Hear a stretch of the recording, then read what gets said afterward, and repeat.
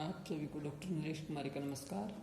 आज के इस वीडियो में हम माइक्रो टीचिंग यानी सूक्ष्म शिक्षण के अंतर्गत पढ़ाए जाने विभिन्न शिक्षण कौशलों के विषय में चर्चा करेंगे और मैं आशा करती हूँ कि इस वीडियो से अध्यापन व्यवसाय से जुड़ने वाले सभी छात्र सभी स्तरों के छात्र लाभान्वित होंगे और अंत तक इस वीडियो को देखकर अपने चैनल को सब्सक्राइब और लाइक एंड शेयर भी कीजिए। देखिए, सबसे पहले हम बताते हैं शिक्षण कौशल क्या है।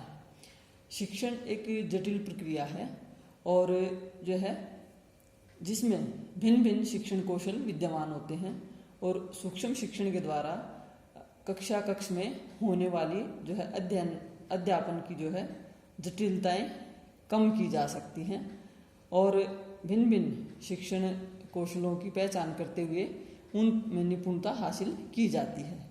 शिक्षण विधि का प्रयोग करते समय शिक्षक विभिन्न कौशलों जैसे पाठ प्रस्तावना कौशल, व्याख्या कौशल, उदाहरण कौशल, प्रश्न कौशल, पुनर्बलन कौशल, उद्दीपन परिवर्तन कौशल इत्यादि अनेक उनका शिक्षण कौशलों का प्रयोग करता है और अपने इन सब कौशलों का मुख्य उद्देश्य होता है शिक्षक के व्यवहार में परिवर्तन करना, उसमें आत्मविश्वास पैदा करना। अब हम यदि शिक्षण कौशल की परिभाषा देखें तो शिक्षण कौशल क्या है। देखिए, अंतर्राष्ट्रीय शैक्षिक शब्दकोश के अनुसार कौशल मानसिक शारीरिक क्रियाओं की एक क्रमबद्ध तथा समन्वित प्रणाली है। कहने का तात्पर्य क्या है कि शिक्षण कौशल मानसिक मन से, शारीरिक शरीर से। जैसे अध्यापक पढ़ाता है तो कक्षा में टहलता भी है, शारीरिक क्रियाएं भी करता है और उनको क्रमबद्ध रूप से प्रयोग में लाता है। तो यही मेल क्या कहलाता है, शिक्षण कौशल कहलाता है। अब हम बात करते हैं कि कितने शिक्षण कौशलों का प्रयोग अध्यापक करता है। तो इसके बारे में विद्वानों की अलग अलग राय है। सबसे पहले जो सूक्ष्म शिक्षण के जनक माने जाते हैं स्टैनफोर्ड विश्वविद्यालय के एलन और रेयन, उन्होंने 1969 में 14 शिक्षण कौशलों का प्रयोग बताया था कि अध्यापक 14 शिक्षण कौशलों का प्रयोग करता है, लेकिन बोर्ग और उसके साथियों ने इनकी संख्या 18 बताई और भारत के BK पासी ने 1976 में अपनी पुस्तक बिकमिंग बेटर टीचर ए माइक्रो टीचिंग अप्रोच में 13 कौशलों का वर्णन किया है। उसके बाद 1976 में ललिता ने शिक्षण कार्य का विश्लेषण करके अध्यापकों को एवं मुख्य अध्यापकों के साथ साक्षात्कार करके उपलब्ध साहित्य का अध्ययन करके और माध्यमिक अध्यापकों के लिए सामान्य शिक्षण कौशलों का पता लगाया। इस कार्य को आधार बनाकर CASC में बड़ौदा सामान्य शिक्षण क्षमता पैमाने BGTC स्केल का विकास किया गया। पासी ने बड़ौदा में हुए कार्य को आधार बनाकर 21 शिक्षण कौशलों का परीक्षण किया। फिर उसके बाद NCERT नई दिल्ली ने जंगीरा एवं उनके साथियों ने इस परीक्षण में सुधार करते हुए देश के भिन्न भिन्न भागों में भावी अध्यापकों के लिए सेवाकालीन माध्यमिक स्तर के अध्यापकों एवं अध्यापक शिक्षाविदों के साथ काम करते हुए शिक्षा कौशलों को 20 कौशलों में वर्णित किया है। अब देखिए, 20 कौशलों का मैंने नाम तो नहीं बताया, लेकिन भावी अध्यापकों के प्रशिक्षण हेतु विभिन्न विश्वविद्यालयों ने लगभग इन्हीं मिलते जुलते 5-6 कौशलों को अपने पाठ्यक्रम में शामिल किया है। अब सबसे पहला कौन सा कौशल है? पाठ प्रस्तावना कौशल, खोजपूर्ण प्रश्न कौशल, व्याख्या कौशल और उद्दीपन परिवर्तन कौशल, उदाहरण निरूपण कौशल और पुनर्बलन कौशल। तो अंग्रेजी में इसको हम कहेंगे skill of introducing lesson, skill of probing question, skill of explaining, skill of stimulus variation और skill of illustrating with example और स्किल ऑफ रेनफोर्समेंट। अब ये ध्यान रखिए, चाहे किसी भी विषय का अध्यापक क्यों ना हो, वह इन कौशलों का प्रयोग करता है। देखो चाकबोर्ड भी एक तरह की कौशल ही है। अब हम आज सबसे पहले करते हैं पाठ प्रस्तावना कौशल, स्किल ऑफ इंट्रोड्यूसिंग लेसन। ध्यान रहे प्रत्येक जो है कौशल के अपने अलग अलग घटक होते हैं और जो पाठ योजना बनती है सूक्ष्म शिक्षण की जिस कौशल की, उसी के घटकों का प्रयोग किया जाता है। आज हम पहले कौशल की बात करते हैं पाठ प्रस्तावना कौशल। अब देखिए पाठ प्रस्तावना कौशल कब प्रयोग किया जाता है क्या। देखिए पाठ का आरंभ ठीक प्रकार से होना और उस पाठ को पढ़ाने में शिक्षक की सफलता को निश्चित करता है। पाठ प्रस्तावना कौशल से तात्पर्य शिक्षक द्वारा शाब्दिक या अशाब्दिक व्यवहारों तथा जो है सहायक सामग्री के और तकनीकों के प्रयोग और जो है इन इस प्रकार की जो क्षमता अर्जित करने से है जिसके द्वारा छात्रों के साथ मानसिक और भावनात्मक संबंध स्थापित करते हुए उन्हें प्रस्तुत पाठ को पढ़ने की आवश्यकता का अनुभव कराया जाए। इस कौशल का उद्देश्य विद्यार्थियों को पाठ पढ़ने के लिए तैयार करना है, ना कि नया ज्ञान देना।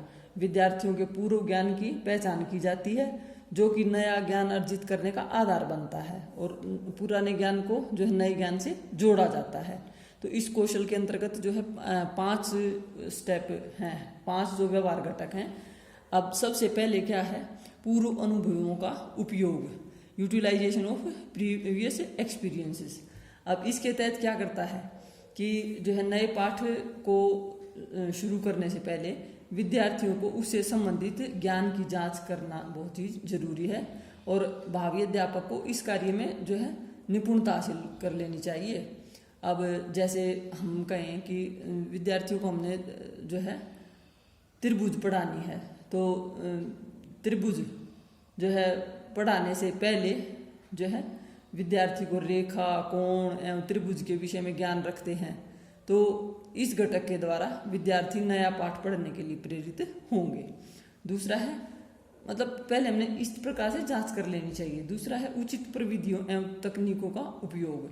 अब जो है भावी अध्यापक अपने जो है पाठ को प्रस्तुत करने के लिए क्या करेगा, उचित टेक्निक का प्रयोग करेगा। तो उन टेक्निकों का पता होना चाहिए। अगर जो पाठ की प्रस्तावना अच्छी प्रकार से जो है होती है तो मान लीजिए अध्यापक का 50% कार्य पूरा हो जाता है। और इस कार्य के लिए कौन कौन सा टेक्निक अपना सकता है, जो प्रश्न पूछ सकता है, कोई कहानी सुना सकता है, व्याख्या वर्णन कर सकता है, दृश्य सर्वसहायक सामग्री का प्रयोग कर सकता है, किसी वस्तु का प्रदर्शन करते हुए भी कर सकता है। तो ये जो है इसका सबसे बड़ा उद्देश्य क्या है इस स्टेप का, कि विद्यार्थियों को नया ज्ञान ग्रहण करने के लिए मानसिक एवं संवेगात्मक रूप से तैयार करना। तीसरा है कंटिन्यूटी बनाए रखना, मेंटेनेंस ऑफ कंटिन्यूटी, सततता या निरंतरता बनाए रखना। तो इस घटक के अनुसार जो है प्रस्तावना के संबंध में जो कुछ भी किया जाए या अपनाया जाए उसमें निरंतरता बनाए रखना बहुत ही जरूरी है। मतलब जो भी प्रश्न पूछे जाएं वो क्रम से जो है पूछे जाएं। अब और एक ध्यान रहे, मान लिया हम देखिए हम विद्यार्थियों से उनका क्रम तकनीक का प्रयोग करते समय इस बात पर ध्यान दें कि जो है दूसरा कार्य पहले पर आधारित होते हुए आगे बढ़े।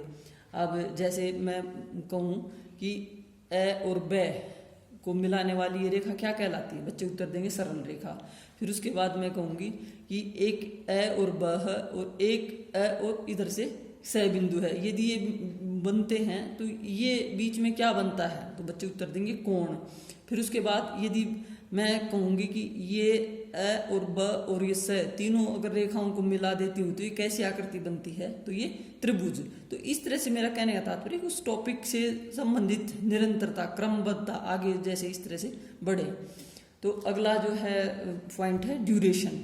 तो ड्यूरेशन इस कौशल का जो चौथा घटक, ये ध्यान देने योग्य बात है कि भावी अध्यापक को चाहिए कि पाठ को उचित अवधि में प्रस्तावित करे, क्योंकि पाठ की इस अवस्था में विद्यार्थियों को पाठ से संबंधित नया ज्ञान नहीं दिया जाता मगर पाठ को पढ़ने के लिए प्रेरित किया जाता है। और ये पाठ प्रस्तावना का समय केवल जो है 5 मिनट की अवधि से ज़्यादा नहीं होना चाहिए।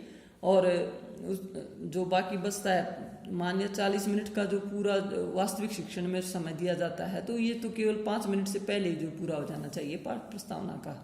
फिर उसके बाद 5वां है रुचि एवं अभिप्रेरणा पैदा करने की क्षमता, कि जो ये हमने चारों घटक प्रयुक्त किए हैं तो इसमें विद्यार्थियों को पाठ पढ़ने में रुचि एवं अभिप्रेरणा पैदा हुई या नहीं।